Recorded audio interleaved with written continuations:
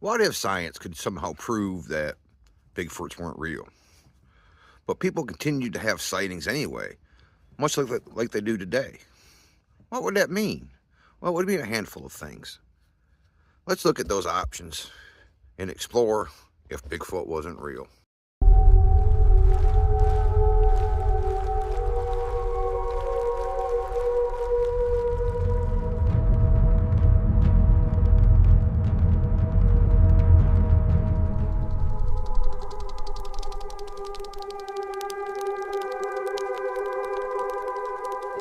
The first thing it could be is misidentification.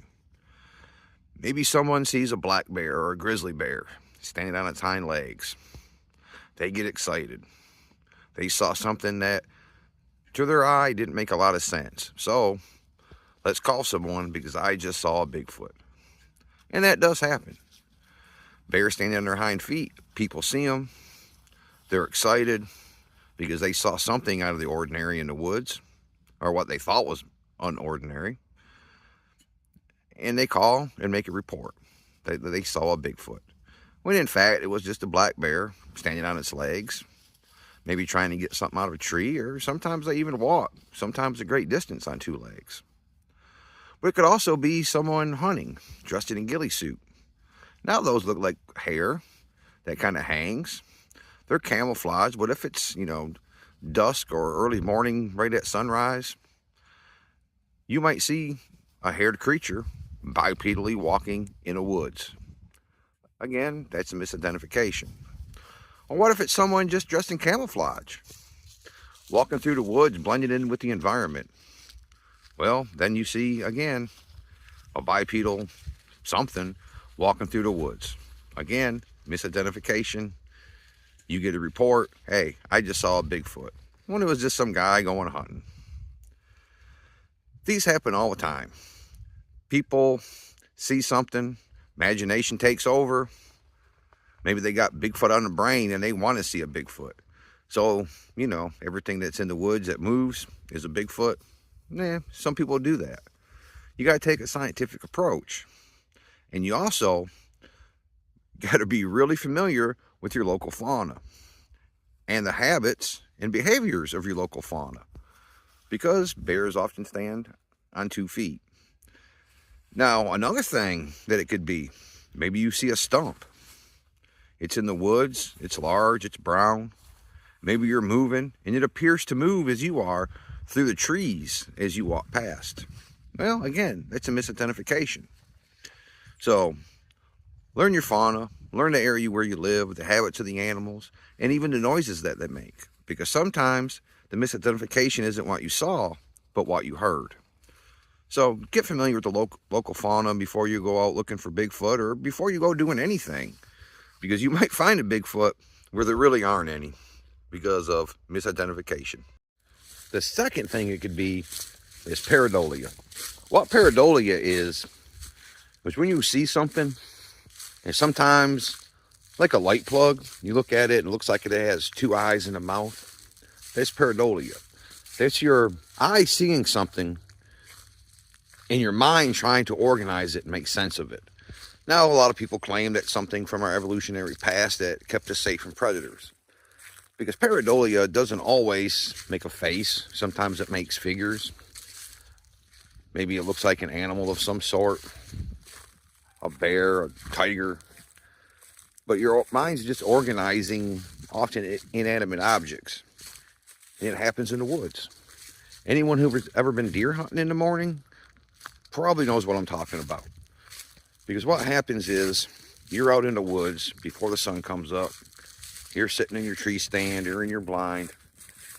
And as the sun starts to rise, you look out and you see something. Well, you quickly convince yourself that that's a deer.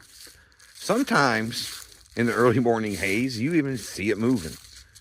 Now, if you're hunting the way you should, you don't take a shot. You wait for the sun to come up, only to realize that it was just a clump of bushes. At no point was there a deer out there. You've been watching a clump of bushes. That's pareidolia. Just your mind trying to make sense of what it's seeing as you're looking at something that really has no organization to it. Now, does that happen with Sasquatch? Yeah, possibly. I guess I could look into that woods out there or the woods behind me, and I could probably see a face or see a figure if it was thick enough and I stared at it long enough, especially if I'm looking for a Bigfoot. Anything out there could be one, right? So be mindful of pareidolia. Make sure whatever you're looking at's moving. Bigfoots aren't going to stand still forever. There's a lot of reports without them standing still, peeking out from behind a tree. Make sure that's really what you're seeing before you call and make a report over a misidentification because of pareidolia. Another thing it could be is a hoax. People make hoax reports all the time. Now, there's two types of hoax reports, though, so let's get this clear. The first one is the person who files a report is the person perpetrating the hoax. They've faked a sighting, maybe even faked footprints, faked evidence to, for whatever reason, try to get one over on people. Maybe get their 15 minutes of fame on TV, maybe just try to fool the investigators. It happens all the time. I guess it's fun to try to trick people into you seeing a Bigfoot. The second type of hoax is someone has tried to hoax the witness. They've dressed up in a monkey suit, or they've made their own fake footprints in a place where someone's going to find them. That's why when you find footprints out in the middle of nowhere, it's probably not a hoax. But if you find them, you know, in a little wooded area in a city park, chances are it's probably some kind of a hoax. I mean, maybe it's worth taking a look at, but it's probably a hoax. But hoaxes happen. That's actually the most popular type of report, is hoaxes. So just keep that in mind. Hoaxes happen. Hoaxes are going to happen. And it's one of the things that it might be if Bigfoot didn't exist and someone claims to have seen a Bigfoot. Another thing it could be is somebody saw something, psychosis caused by chemicals. How many times have we heard this one?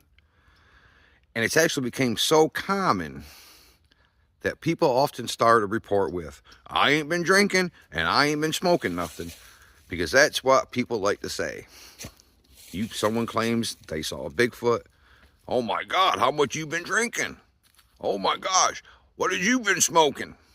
You know it's true. It's true. It happens. People seem to think that you can smoke some kind of magic tobacco or drink too much beer and all of a sudden you're seeing Bigfoots. Now, maybe that happens. It's never happened to me, but maybe it happens. So be careful when you're smoking something or drinking something, because Bigfoots might appear, especially if Bigfoots don't exist and you see one.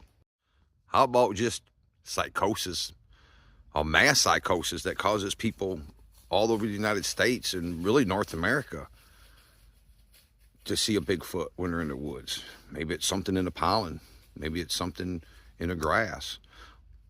People just start randomly seeing Bigfoots. I guess that could happen, right? I mean, Bigfoots don't exist and people are seeing them. So it must be something like that, right? I don't know. I guess it would make sense. I know one that would hit close to home for me. It would mean that me and people just like me have wasted a lot of time, effort, and money chasing after psychosis and pareidolia and just being foolish out here in the woods looking for Bigfoots that really don't exist. It would also mean that someone in the scientific community finally took this serious and did a thorough investigation into it. They looked at the Sasquatch phenomenon and took it serious enough to launch an investigation, to do a scientific investigation, if that, to study Bigfoot long enough and in depth enough to prove that they weren't real.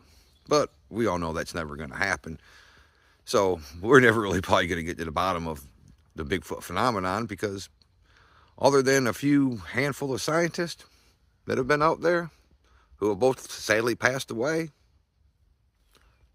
Science ain't never going to take this serious, so we ain't got to worry about that. So as you can see, if science proved that Sasquatches weren't real, and people still had reports, it would mean a few things. Pareidolia, misidentification, either regular psychosis or substance psychosis. I don't even know what you'd call that. I guess hallucinating, eating too many mushrooms maybe, I don't know. A hoax. I mean, that's what it means. And I've wasted a lot of my time and money, and probably so have some of you. But I think we all know that Bigfoots all exist. And like I said the other day, there's three types of people when it comes to Bigfoot. There's those who know Bigfoots exist because they've had some sort of experience where they've seen one and witnessed something that's proven to them without a shadow of a doubt that Sasquatches are real. Then there's those that believe in Bigfoot. They haven't necessarily seen anything, but they believe that there's enough evidence out there to support that a large, hairy bipedal creature lives in the woods all around North America. And then there's those that they don't believe. They think it's a bunch of nonsense, and it's kind of foolish that some of us do believe in it. And there's nothing wrong with being skeptical. But you know where there's not? There's not a fourth type. There's not the type that knows without a shadow of a doubt that Bigfoots don't exist. Because the lack of evidence doesn't prove anything. And plus, we know there's plenty of good evidence out there. There's footprints that have dermal ridges. There's hair samples, DNA samples that often get forgotten about when people are talking about Bigfoot. They forget about all the good evidence that supports it. But science demands a body. We need a body. We got to get one and put it on a slab so that some biologist who will take the credit for finding the animal can poke it and prod it and study it, identify it, give it a name, and then we'll know, then and only then, that Bigfoots truly do exist. Because there's no photo evidence, there's no video evidence that's not going to be called a hoax, no matter how real it really is. So that's where we stand in the Bigfoot community right now, and thanks for watching. Hope you had a great day.